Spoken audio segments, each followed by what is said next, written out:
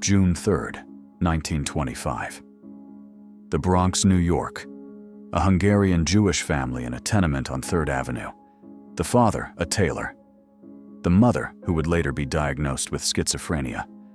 The first child, a boy they named Bernard. Bernard Schwartz. That boy would grow up to be Tony Curtis.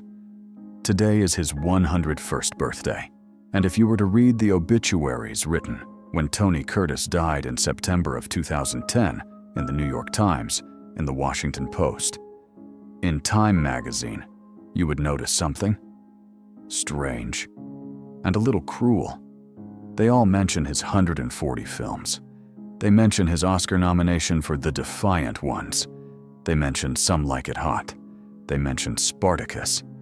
And then, almost without exception, every obituary mentions the same 6 words. 6 words Tony Curtis said in early 1959 to a reporter off the cuff during the press tour for Some Like It Hot. 6 words about kissing Marilyn Monroe. Like kissing Hitler, he said. For the next half-century, those 6 words followed him. Through 3 more marriages, through his career collapse, through cocaine and heroin and a son who would die at 23. They followed him through his comeback, through his autobiography, through his last interviews in the months before his death. And on the day he died, in September of 2010, the very first paragraph of his New York Times obituary mentioned them. What almost nobody knew what Tony Curtis only admitted in 2008, when he was 82 years old, weak and 3 years from death, was that those 6 words were a lie. Worse than a lie. A betrayal. Welcome back to the panel light. Tonight on what would have been Tony Curtis's 101st birthday, we go back to 1948. To a young woman named Norma Jean Mortensen. To a young man named Bernard Schwartz. And to the love affair Hollywood erased until one of them, half a century later, broke the silence. Bernard Schwartz was born into the kind of poverty that defines you. His parents, Manuel and Helen Schwartz, had emigrated from Hungary. Manuel was a tailor.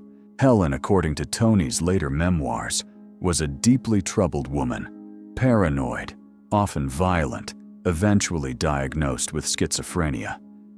The family moved between Brooklyn, the Bronx, and Manhattan, never finding stability. There was a younger brother named Julius. In 1938, when Tony was a boy of 12, Julius was struck and killed by a truck on a Manhattan street. The Schwartz family never fully recovered. Helen retreated further into herself. Manuel buried himself in work. Tony, by his own account, started looking for ways out. He found one in 1943. 17 years old, he lied about his age and joined the United States Navy. He served 2 years on the USS Proteus, a submarine tender in the Pacific Theater. He was on board on September 2, 1945, when the formal Japanese surrender was signed in Tokyo Bay aboard the USS Missouri. Bernard Schwartz, 20 years old, watched the end of the Second World War through a pair of binoculars. He came home with a GI Bill and an idea. He had seen Cary Grant films on the ship. He wanted to be Cary Grant. He enrolled in drama classes in New York. He performed in summer stock in the Catskills. In 1948, at 23, a Universal Pictures scout discovered him. They offered a contract, $75 a week, the kind of money a kid from the Bronx couldn't say no to. They changed his name. Bernard Schwartz became Anthony Curtis. Within months, Anthony became Tony. He moved to Los Angeles. He took a small room at the Hollywood Studio Club, a residence for aspiring entertainers run by the YWCA. He had no friends, no money beyond his weekly studio check. He had a face the camera loved and an accent he was trying to lose. And in the autumn of 1948, according to his later account, he met a girl named Norma Jean. She was 22. She had been married briefly at 16 to a factory worker named Jim Dougherty. She was modeling. She was being told she might have a future in pictures if she dyed her hair. She would later dye her hair. She would later change her name. In 1948, she was still Norma Jean Mortensen. The story Tony Curtis would tell decades later, long after the woman in question had been dead for over 40 years, was that they became friends first. Then more than friends. They were both broke, both far from home, both, in his words, scared every single day that someone would figure out they didn't belong. They dated on and off for about a year. Once Tony would claim she became pregnant. She didn't have the baby. Neither of them had a contract that would survive a pregnancy. According to Curtis's account, she had an abortion in early 1949. They never spoke about it again. A few months later, she got her break. Norma Jean Mortensen became Marilyn Monroe. A year after that, Tony Curtis got his break. They drifted apart. And then, 10 years went by. Between 1949 and 1958, both of their lives transformed. Marilyn made Niagara. She made Gentlemen Prefer Blondes. She married Joe DiMaggio. She divorced Joe DiMaggio. She married Arthur Miller. She studied at the Actors Studio. By the late 1950s, she was more than a movie star. She was a phenomenon. Tony Curtis transformed too. He starred in Houdini in 1953, in Sweet Smell of Success with Burt Lancaster, a film many critics now consider one of the greatest of the 1950s. In 1958, he co-starred with Sidney Poitier in The Defiant Ones. The performance earned him an Academy Award nomination. He had married a young actress named Janet Leigh in 1951. They had 2 daughters. The second was born in November of 1958. They named her Jamie Lee. By 1958, when Billy Wilder cast Tony Curtis opposite Jack Lemmon and Marilyn Monroe in a film called Some Like It Hot. Curtis was 33 years old, the father of 2 and a major Hollywood star. And Marilyn Monroe was, for the first time in nearly a decade, back in his life. The reunion was not what Tony had hoped for. Marilyn arrived on set late, sometimes by hours, sometimes by full days. She was pregnant again, this time with Arthur Miller's child. She was on barbiturates. She was deeply depressed. She had recently been told by her studio that she was, despite being the highest-grossing actress in America, considered difficult, unreliable, and possibly unhireable after this film. She fought all of that by trying harder. She practiced lines for hours. She rehearsed alone. And then on set with the cameras rolling, she could not get the lines out.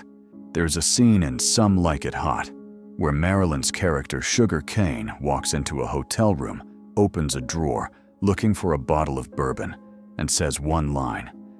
The line is, "It's me, Sugar." According to Billy Wilder, Marilyn required 47 takes to deliver that line. On take 30, Wilder wrote the line on a piece of paper and taped it inside the drawer, so all Marilyn had to do was open the drawer and read it. She still couldn't get it out.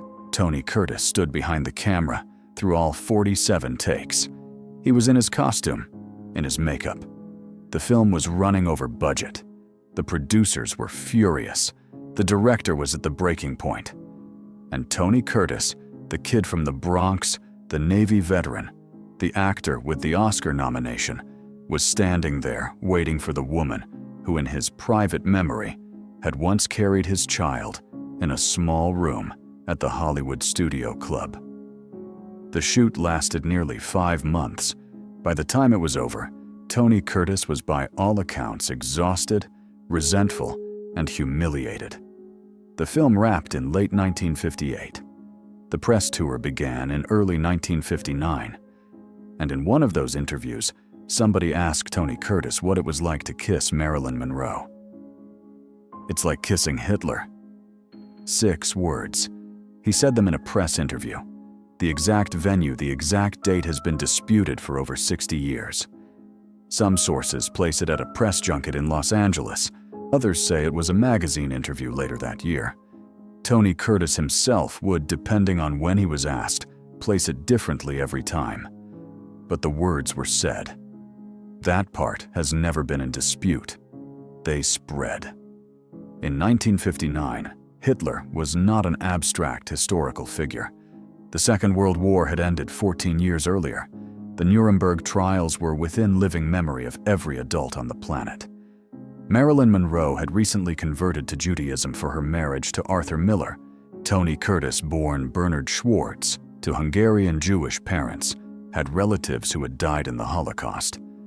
The comment exploded. Newspaper columnists called for Curtis to apologize. Jewish organizations demanded a statement.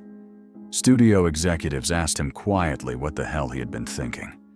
And Marilyn Monroe, who heard about the quote within a week of it being printed, did not speak about it publicly. She did, according to those who knew her, speak about it privately. According to her acting coaches at the Actors Studio, she cried for 2 days. She asked the question that everyone in her life had been afraid to ask out loud.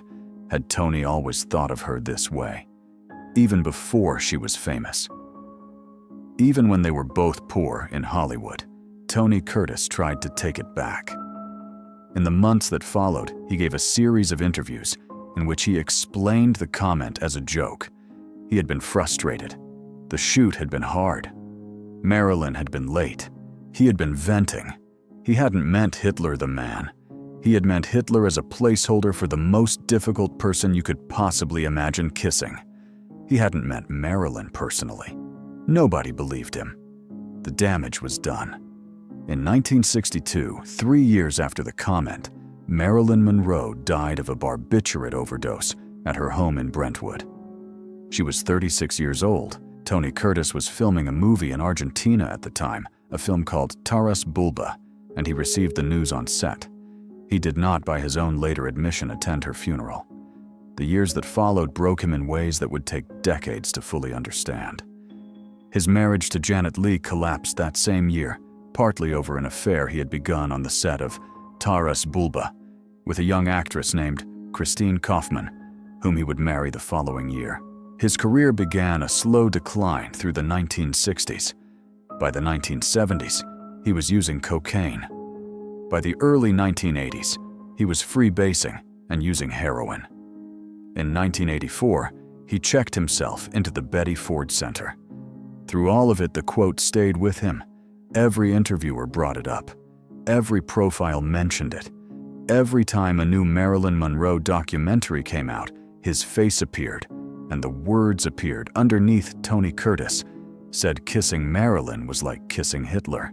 For decades, when asked, he gave the same explanation. Frustration. Hyperbole. Not personal. He had not meant it. He was sorry he had said it. And then in 2008, at the age of 82, 3 years before his death, Tony Curtis published a memoir. He titled it American Prince. In one of the later chapters, he finally told the truth. He had lied.